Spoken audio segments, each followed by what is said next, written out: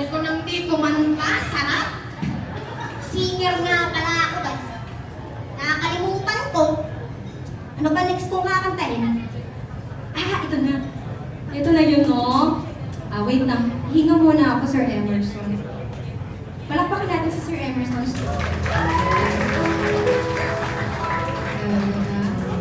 Show niya talaga to. Siya talaga nagpa-Thanksgiving.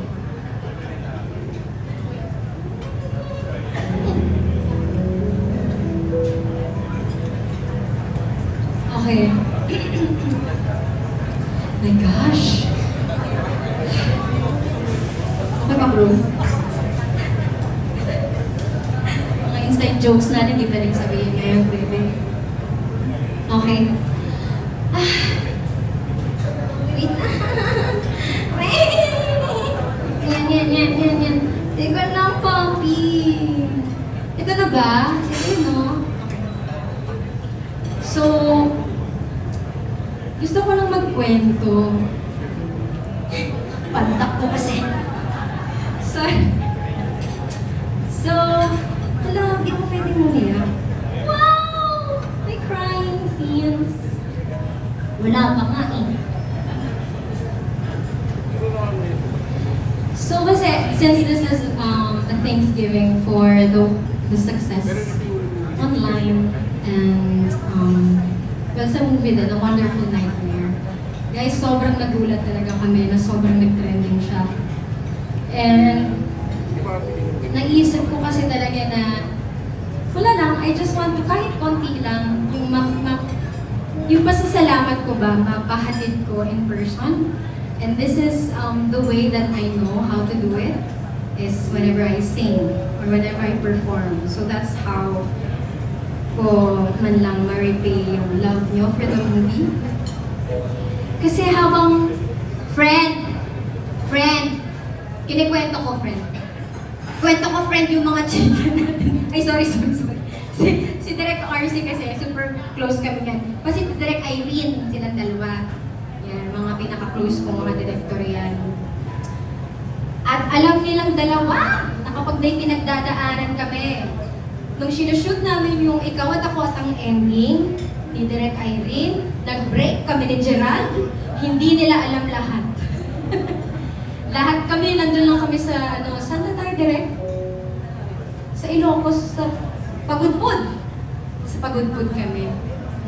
During pandemic yun, alam niyo yung may times na naguguluhan kayo kasi pandemic. Tapos biglaan kami nag-live-in. Tapos lahat ng trabaho magkasama kami. Tapos, ayun, nag-shoot kami, lahat na ng problema, nagkapatol-patol, nag-away kami, nag-break kami. Kinabukasan, di kami nagpapansinan. Kasi bed scenes lahat yung kinabukasan. Bed scenes yun. Tapos nagpansinan na lang kami ulit. Pero hindi kami nagbalikan dahil may bed scene, ano? Ano yun, ang babaw ko?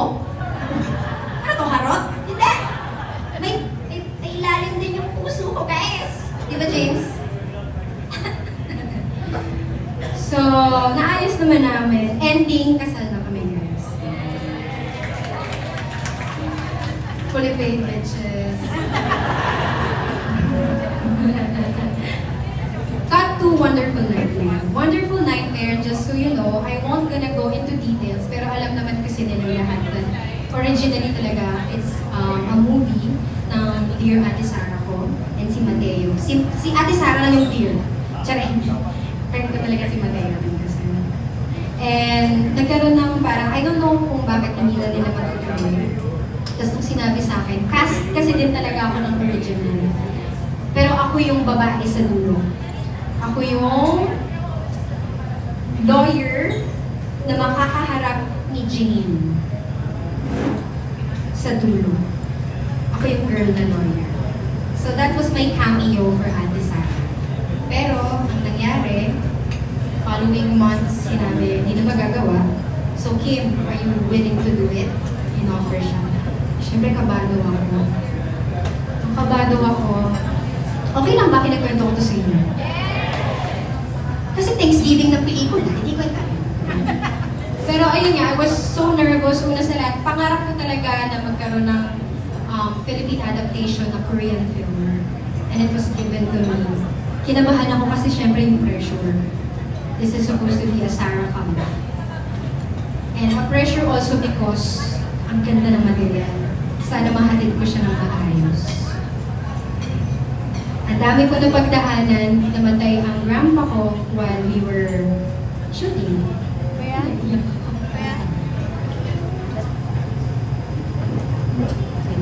Tapos nung namatay si grandpa, the following week, namatay si Unan, yung first naming baby, yung Vision. So, si Direk, hindi niya alam kung paano ko patawanin. Lahat na yata ng sayaw ng sex bomb, nasayaw niya na. Sarap ko, love you, friend. But everything was all worth it, I guess. And this song, paulit-ulit ko siyang naririnig sa mga edits mo. Itong first part. So,